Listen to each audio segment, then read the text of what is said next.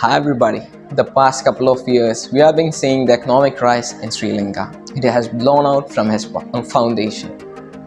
Inflation has shot up to 54.3%. School has cancelled their exams due to lack of ink and paper. The president and the cabinet ministers resigned from their post.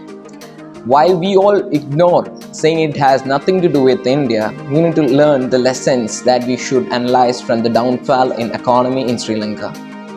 Today, in this Infozone episode, we put out the simplest explanation for the downfall of economy in Sri Lanka. So let's start from the basics. Sri Lanka is a diverse country. It has 75% of Sinhalas, 11% of Sri Lankan Tamils, and 4.2% of Indian Tamils. It all started way back in 1948 when the Ceylon Citizenship Act came. This act mainly focused on converting the Sri Lanka into a Sinhalese country while ignoring other ethnic groups. This led to a civil war which lasted for more than 2 decades. It results in economic cost in the country which was cost around $200 billion. This was the first phase which made the downfall in economy in Sri Lanka. Then later on, while focusing on the military, Sri Lanka was unable to advance in infrastructure, mainly in primary as well as in secondary, which resulted them to take loan from the major countries like Japan, China, and even from World Bank and IMF. But all of their plan went into flop when COVID came. The plan of improving the infrastructure was impossible at that time. There was no generation of revenue as Sri Lanka was mostly earning their revenue by tourism. The foreign exchange of Sri Lanka was dipped and there was no revenue at that time. And Sri Lanka was overburdened with loans, the interest over the loans they had taken from IMF, China, Japan, etc. The accumulation of the loan and the interest of loan had made Sri Lanka to pay back around a due of $78.2 million. It has an overall estimate of $8.6 billion to be repaid at 2022. Sri Lanka's currency has plunged up to 32%. The main cause of the downfall in the economy in Sri Lanka was that it spends more than it earns.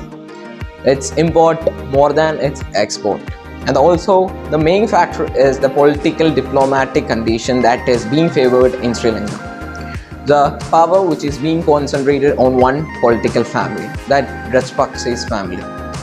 This party offers a great subsidy even though they know that the economy is still bad.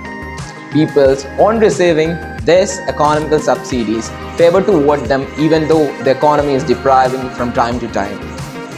Which results, power cuts were enhanced in the country to reduce the consumption of power. Street lamps were cut off, exams were delayed or exams were cancelled due to the lack of paper, which were all resulted in saving energy and source of infrastructure for basic needs. Petroleum was distributed only for primary use. The dip in foreign reserve made a great cause in Sri Lanka. It is because Sri Lanka as a country is basically dependent on the basic raw material for the day-to-day life. Due to the dip in foreign reserves, they can't purchase or import any stuff for their daily life, which shaken the public to protest against the governing party. And the Russian-Ukraine war also shaken the Sri Lanka as they can't purchase or maintain their energy status in the country.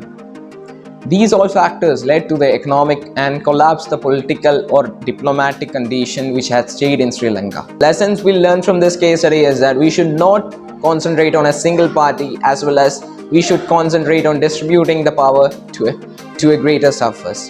The second thing is that we should generally question our government on the way it exports and imports its goods. So I conclude my words thanking you all. We see you with another Infozone episode. This is Ahmed signing off.